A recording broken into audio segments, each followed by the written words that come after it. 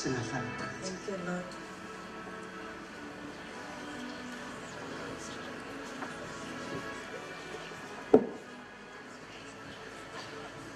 Ngibingelele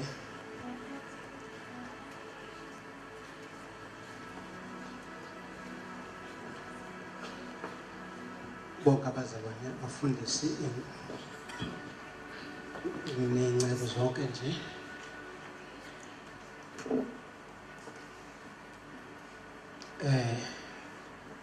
Ngibingelele nonkosikazi wami nabadumisi bonke egameni kaJesu, amen. Hayi, siyambonga uNkulunkulu okhona, amen.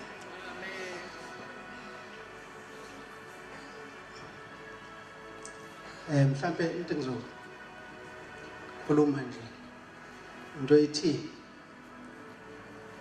indaba yentshukumo lokho yaqaleka, akekho oyazi kahle.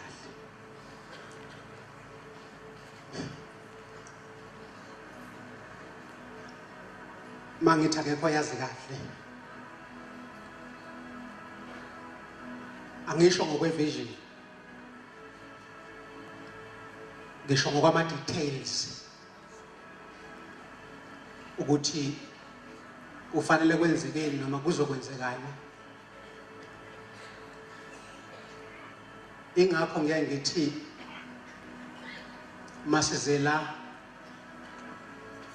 sizobonga lokho kwenzakalayo, ngoba mawuke waba namanye ama-expectations uzobani no correct no wrong. Mina selokhu ngafika la akekho umuntu esingathi uyena uNkulunkulu amgcobele ukuthi akhulume entshukumeni.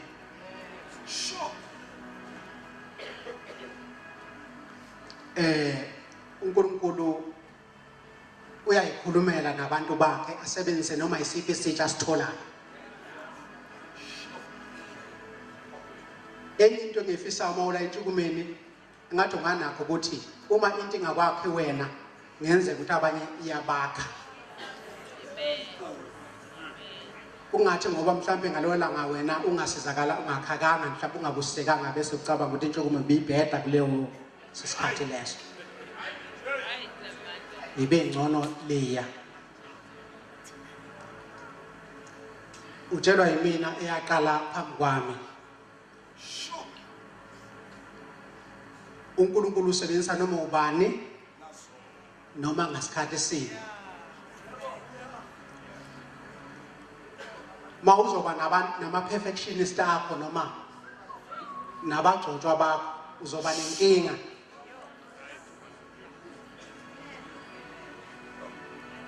Ngikhuluma ngento ngiyaphinda futhi ngikhuluma ngento engiyibonile nge-experience. Intshukumo into kaNkulunkulu.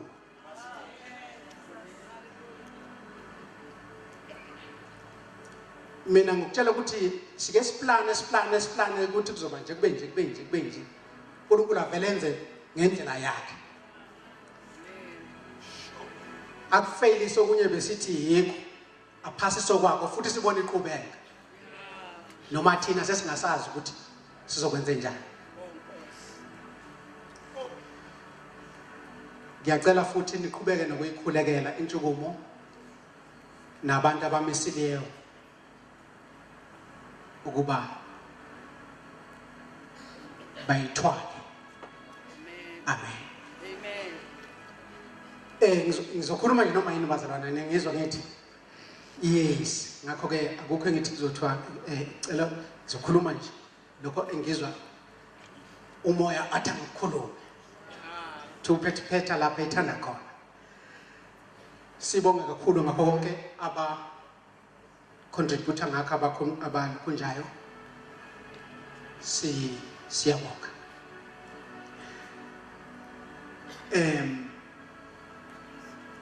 Okay. Bazalwane kukhona into ngoba ke kakhulu ka mina ngiyayithanda le yabafundisi. Amen. Yes, kukhona into evuthwayo ngale thendeni elincane abafundisi ade bengekho. Kukhona into evuthwayo ayipheka uNkulunkulu ngale thendeni elincane. Amen. Noma sashawa isikhathi ke ngo6 kanjani ngathi kodwa inkonzo ka6 ngale ibikhona. Kukhona into evuthwayo ngale. Sicela abafundisi mabefikile ngo6 baqale ngale. Kukhona into evuthwayo ngale. Haleluya. Namhlanje beyibuya impela uNkulunkulu esebenzisa labo akade efuna ukubasebenzisa hayi labo akade sibaplanele futhi haleluya. Amen. Okay, sambe le nkulumo yami manje ke before ngihlale phansi izoqondana nabafundisi bese kuba yibandla. Ngizoshaya into encane nje ngizokuthini bazalwane bengifisa ukuvula neve sengizokhotha nje ngivule bazalwane isikhathi sihambile.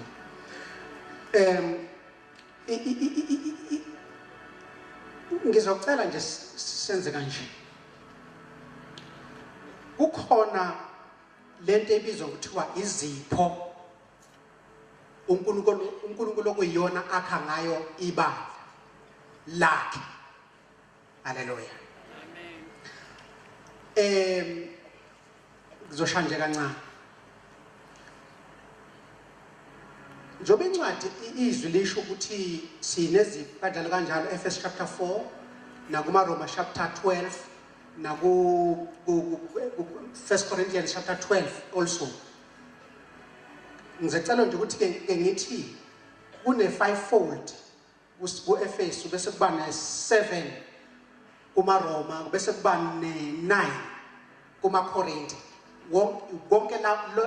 Konke lokho izipho kodwa ke bazalwane kune disorder ekhona yokuthi laba abaku fivefold abazi kahle amandla uNkulunkulu noma umsebenzi uNkulunkulu abanike wona. Angibeke nje kunothisha nabaprofeti abaku fivefold ministry lezo zipho uJesu osebenza kuzo noma uJesu wafika wapha abantu izipho lezi ezo5 wasesethi noNkulunkulu baba ngeke ngisale uma Roma chapter 12 naye wathi wakhidlebeka uJesu wakhidlabeza ngo7 uNkulunkulu wathi ayangibanike mina uJesu wasipha i5 uNkulunkulu baba wasethi hayi ngizobanika mina i7 uma ingcela hayi niyadlala mina ngizobanika u9.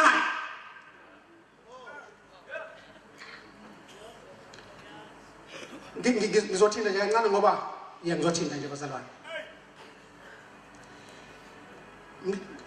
Lokho ngizokubeka nje kancane nje.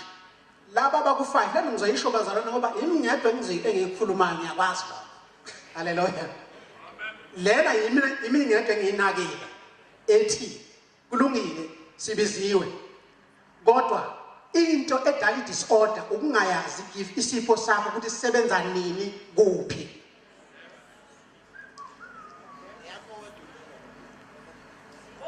Lokho kudala kuxovana kubanga yabona into enjalo.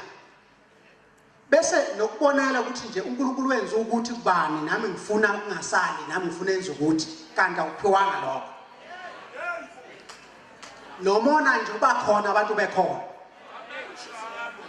Competition. Ngithi mina laba baku5 ibona aba engathi akusiba abantu basesontweni olimi lozwakalayo kodwa uNkulunkulu uJesu wakha ngabo ibandla kodwa bona abasiba basebandleni. Efeses chapter 4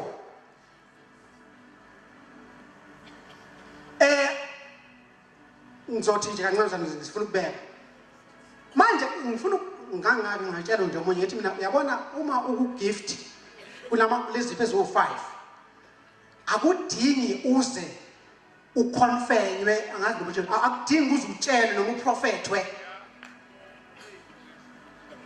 noma ufunwe. Kodwa abantu abaze bafunwe ilaba bako-9 bakamoya ingcwele. Ngoba umoya ingcwele usebenzisa umuntu ngokuthanda kwakhe, awuhleli njalo umprofeti. Awuhleli njalo umfundisi.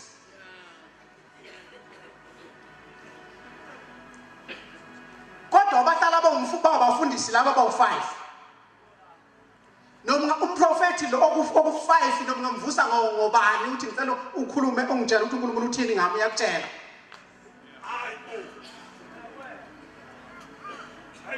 Kodwa laba abanye kudinga ukuze kwehle into ethize noma ukukhonza kuqala ivuke-ke ishisa injini-ke laba bawu-9 noma kanjani kuyima-ke kwehle igift noma i-anointing apropheteke.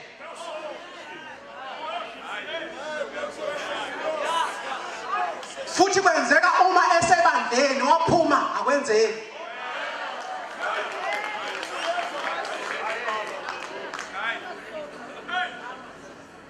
Ngoba yakhe igift eyalaba abanye incike kule 5. Awusuka. Uthuli. Manje ithini le? Ithi-ke musu ukulokhu ukhathazeka ukuthi why wena uma ushumayela wena kungenzeki izinto ezithize. Ngoba ubizelwanga lezo zinto ezithize. Nginemkhumbulo lo lithi ithalente lodwa lidelela. Kanti kuzombedela. Haleluya. Ngicela ukuyihlukanisa kathathu-ke lezi zipho sengihlala phansi. Umuntu owupastor ayana ngiqala ngomvangeli. Umuntu owumvangeli bazalwane.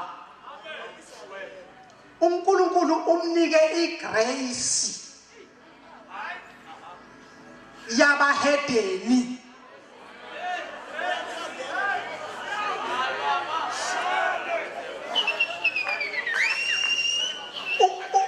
Umvangeli wenza into emhlulayo uthisha.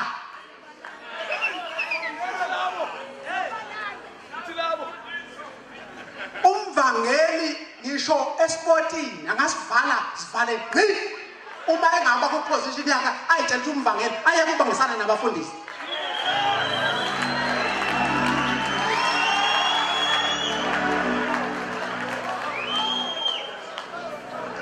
Funa igrace yakho uNkulunkulu ukuthi ikuphi uNkulunkulu kusebenzisa kuphi uthunywe phi.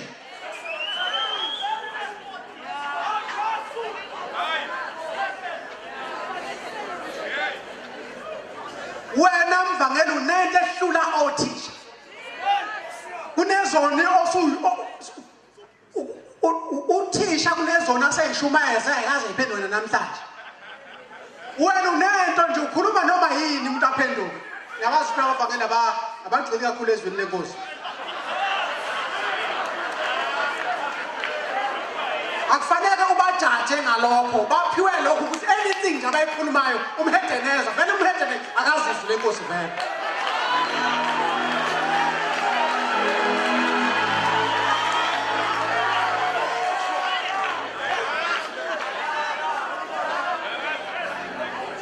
Umvangeli mayisukuma ngaphenduka ngisho isona sesihlulile ngoba unegrace kaNkulunkulu nje ekuye.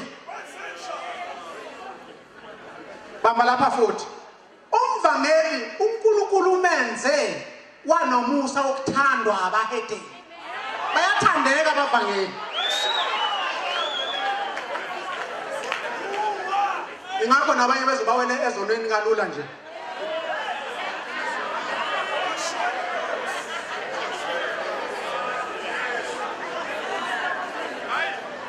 uNkulunkulu benze mangakhuluma isiZulu nje ubenze abavangeli baba ngamasoka. Bayathandeka nje.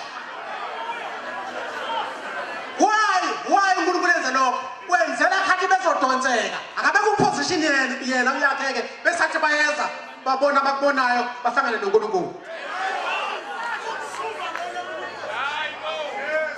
Siyabacela abavangeli abahambe abasiyeke abayeke abafundisi bayeshonele bayoshumeza izulu ngoba bazohlulelwa kambi uNkulunkulu ngoba abawenzi umsebenzi wakhe. Abanye abakaze baqale bawenza umsebenzi wabo namhlanje. Balibela amasonto. Ngize bazalana singiyalokho njalo. Ngize kulabo bawu2 umfundisi nomelusi, pastor and teacher. Labo nje abathandwa nje kakhulu abahedini labo. Fanele ungayihluphi nje uthi ushumayeza abahedini. Yekela. Funa abanikazi bakhona. Bazokushaya nje futhi uNkulunkulu akuyeke ngoba ngeke akuvikela awukho ku position.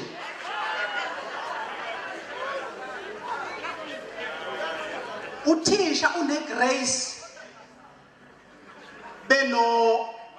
benomalusi yokuthandwa abazalwane. Bayathandeka, bayalaleleka kubazalwane kodwa. Musa sonta nje awubathandi, bakubhora bakuzelisa.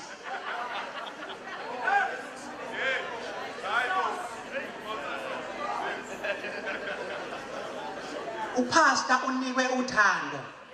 Ngeke ngikompete mina nopastor ukuthi bathanda kakhulu abantu noma uma ungese upastor. Upastor unikwe uthando olukhulu lokuthanda abantu ngisho ezethande nenyoka.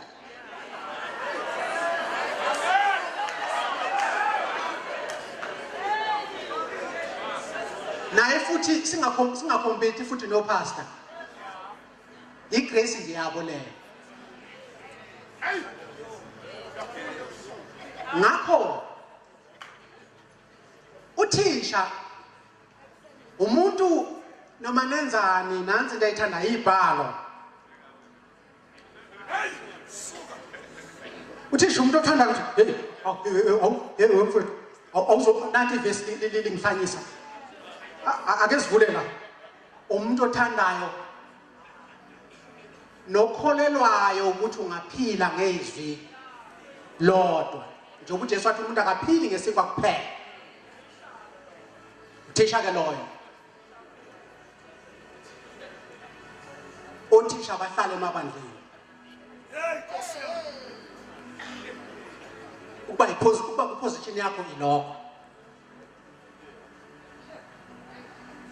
Balifunde iBhayibheli. Uthisha uze ake ngithi umunye wabo ke mina haleluya. Mase ngikhuluma ngezwi ngize ngifunge. Ngithi uma ngisakholwa izwi ngeke ngibone esibhedlela. Into ebuhlungu le likhuna ngithi ngezwe leyo. Kodwa angisho komunye umuntu. Uma ngisakholwa izwi ngeke ngilapho uNkulunkulu ekhona. Ngiyabona into sensitive uma wena ungekho kwento yami akushunwe ngikhuluma kanjani ubona waziyo yabona.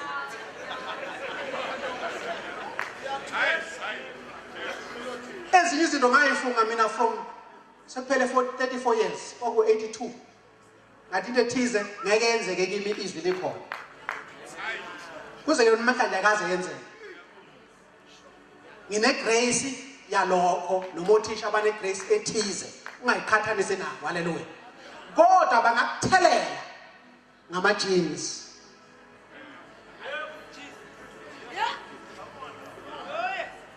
Sondelana nalama gift nalezi zipho noma uthisha nalezi ngiyibalile ukuze balalele ukuze bakuthelele ngama genes. Ufuzo uthi noma ungeyiyo into ufuzo njengokuthi uthe ngiyosubaba wakhe kodwa kuthi ufuzo ubaba wakhe kodwa akasubaba wakhe.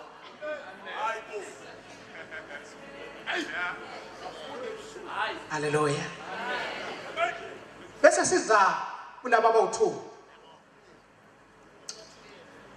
Yabona masizozwana abazozwana kahle abazalwana abekho abantu abazofuna ukuyothwala ngoba befuna amandla. Lento le idala ukukopisha ubona ubani enza into ethize nawe usufuna ukuyenza ingayenzeki usuze uyathwala. bese bakhona abapostoli nabaprofeti. Labo bantu singaphikisani nabo, singakhompete nabo futhi mawungesikho lokho. Bane grace yokuletha ipresence kaNkulunkulu. Sure. Abapostoli nabaprofeti bathi abebe igroup eyi-1. Uhamba yedwa nje umvangeli, uyabona nomuntu abangithe nawubona ukuthi kuphume phambili, uyahambela yedwa nomvangeli.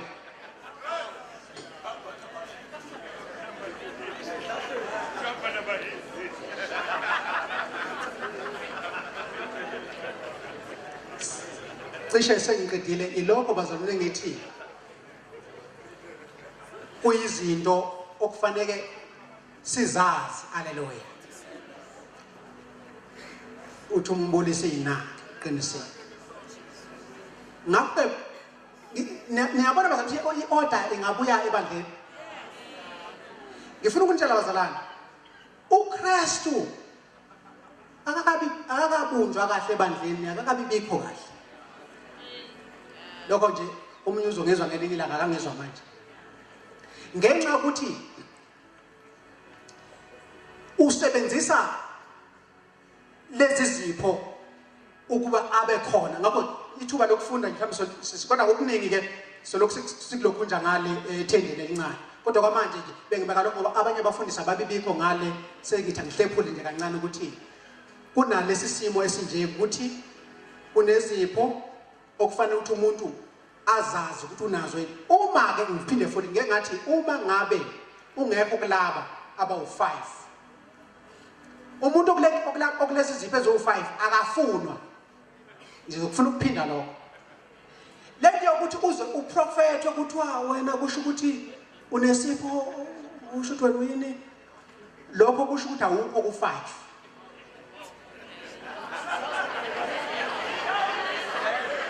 Akukumbi nakhona ukuthi ungabikho ku5.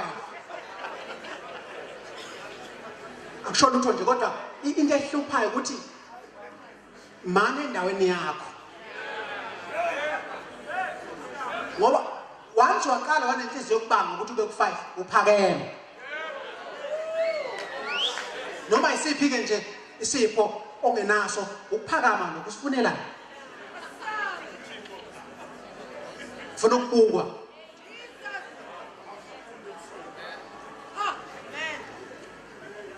Ngiyabonga.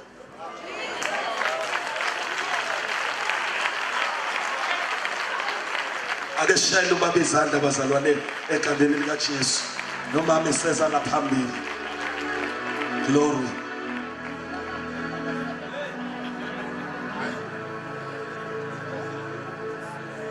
Jesus.